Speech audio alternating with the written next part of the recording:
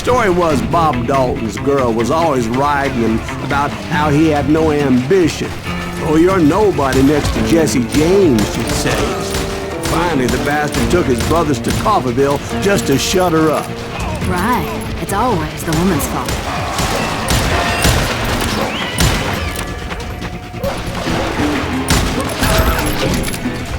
Well, the locals recognized the Daltons right off. Before they could get away, half the town took up arms to defend their property. Their first mistake was pulling a job in their own damn hometown. He got us a hero. Put some holes in him!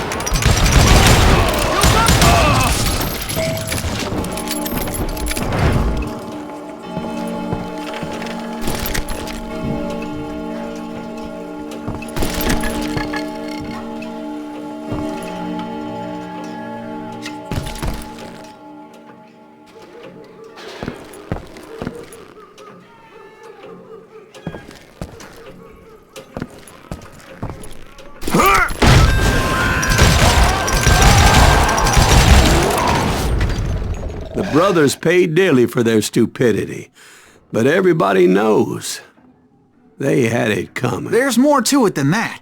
I read all about that day, so I know for a fact that it went down very differently. First of all, it was high noon. A posse of U.S. deputy marshals were on the rooftop across the street. Get ready, boys. They're gonna make a move. The lawmen had been tracking the Daltons for months. Now they finally had them dead to rights. Among them was a bounty hunter feared by many a lawbreaker. This man had no intention of letting the Daltons slip away. They met an adversary that day who had no fear and offered them no quarter. The marshals tried to get the Daltons to surrender. They'll give up eventually. We just gotta wait the son of the bitches out. This bounty hunter knew that the brothers were far too proud to ever lay down their guns.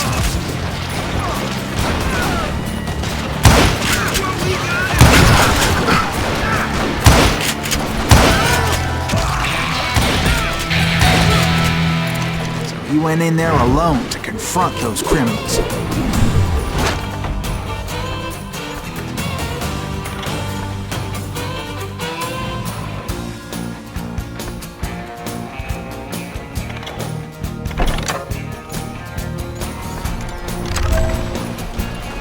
One of the marshals shouted, "Where are you going? Are you crazy?" Hey, where do you think you're going, dumbass? That rifle's mine. But he paid him no mind.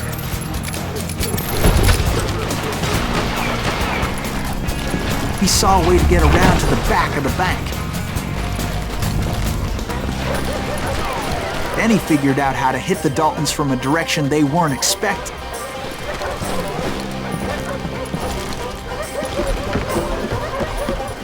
From above. Fortunately, a water tower was right there. A moment later, he was climbing up a steep ladder, laughing at danger as he did. It was brave men like him who risked their lives to tame this wild country.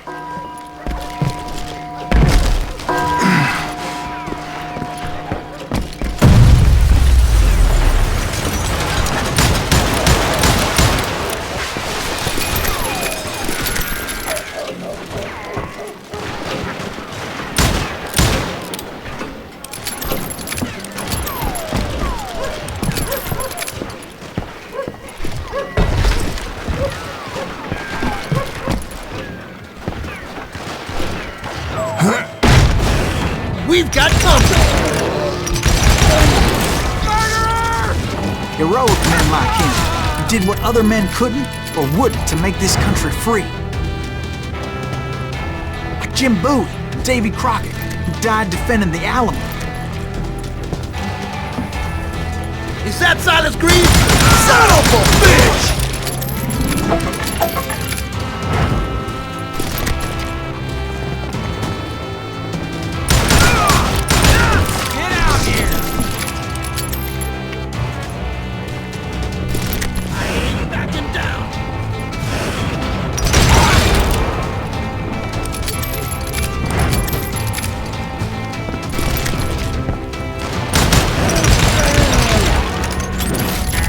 I'm gonna make you pay for that!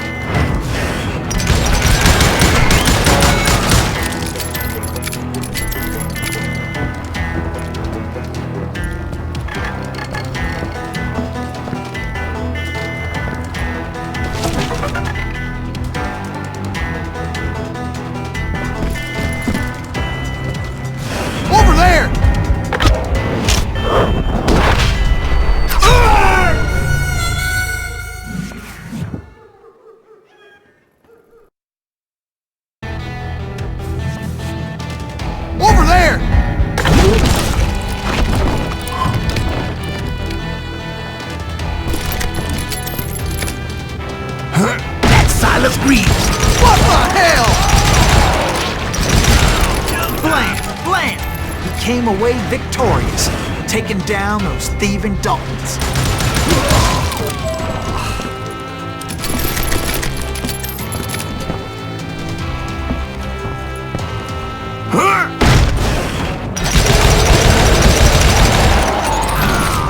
His name was Silas Greaves, and when the dust finally settled, he was the last man standing. Sorry, kid, but that just wasn't the way it happened.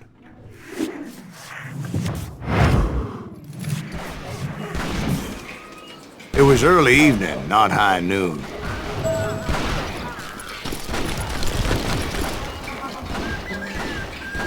I was late to the party and Coffeyville was already up in arms.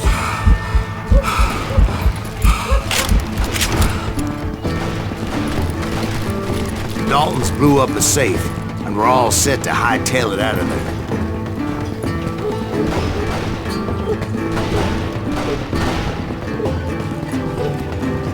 Those pathetic deputies surrounding the bank were dropping like flies.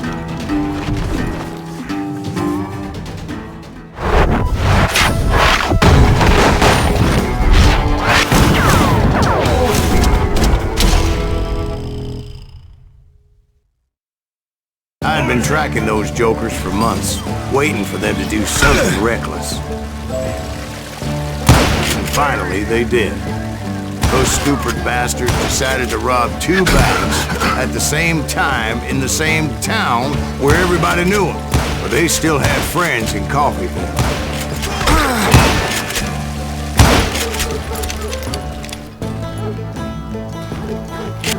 Oh, so you're riding too now. Now you're...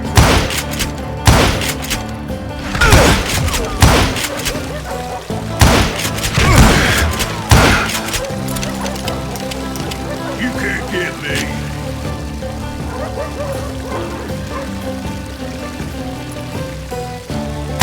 Oh, now. What are you gonna do?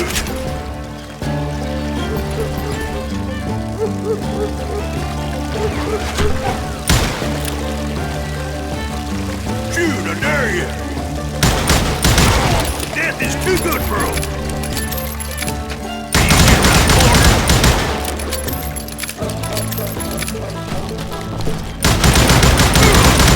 You won't need a cannon.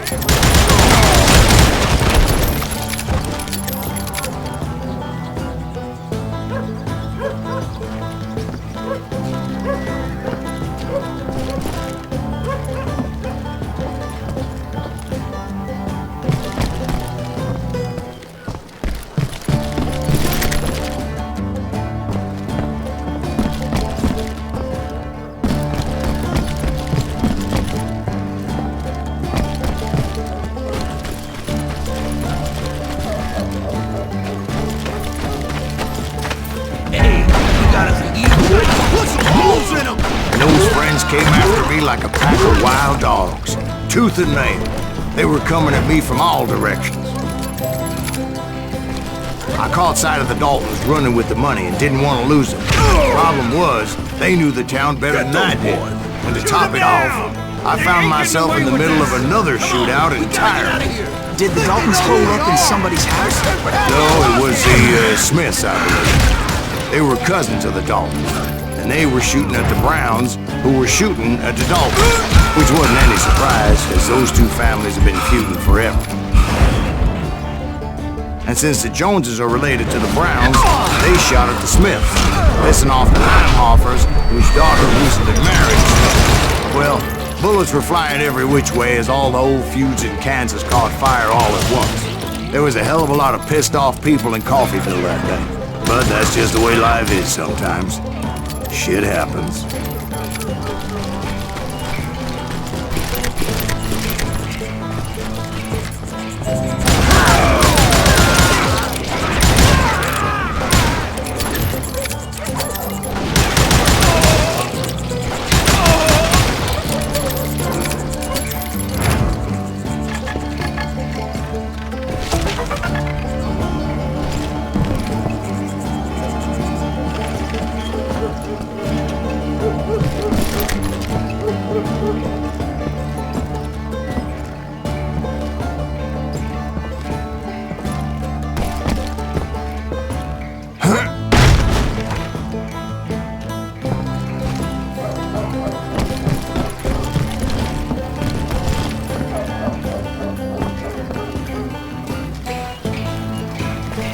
Dalton boys knew I would never give up. Those Daltons weren't the sharpest knives in the drawer, but they always stood together. They set a trap to slow me down and allow at least 2 of them to escape. The third brother stayed behind to plant me, just in case that trap of theirs didn't work.